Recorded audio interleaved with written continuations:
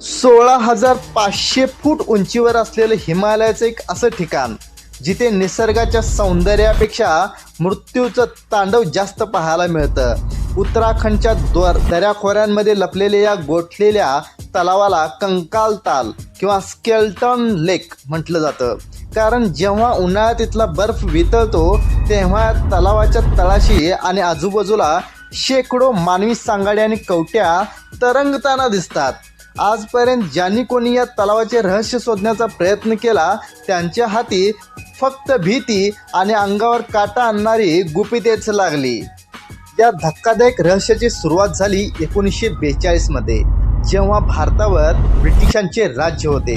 एका भारतीय वन अधिकाऱ्याने जेव्हा या तलावाला पाहिले तेव्हा त्याला वाटले की हे दुसऱ्या महायुद्धादरम्यान भारतात घुसखोरी करण्याचा प्रयत्न करणाऱ्या जपानी सैनिकांचे सांगाडे असावेत.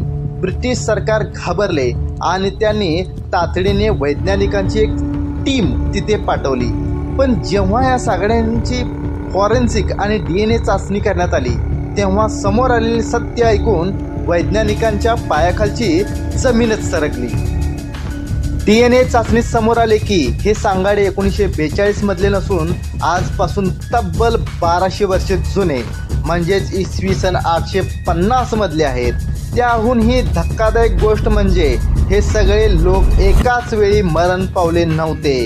वैज्ञानिकांना या सांगाड्यामध्ये 2 वेगवेगळ्या मानवी प्रजाती आढळल्या.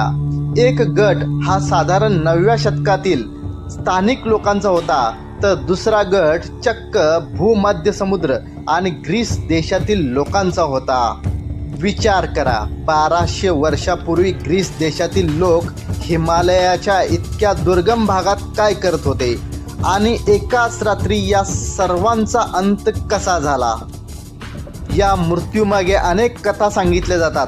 स्थानिक लोकांच्या मते कौनौजच्या राजाने आपल्या गर्भवती राणीसह नंदादेवीच्या यात्रेला जाताना संगीत आणि नृत्याचा वापर केला, ज्यामुळे देवी कोपली आणि तिने वज्रपात केला.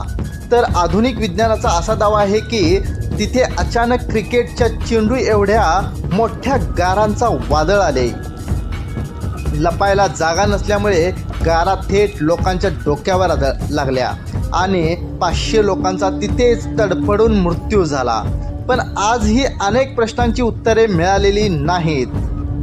हे भारतातले एक असे गूढ आहे जे आजही विज्ञानाला आव्हान देत आहे.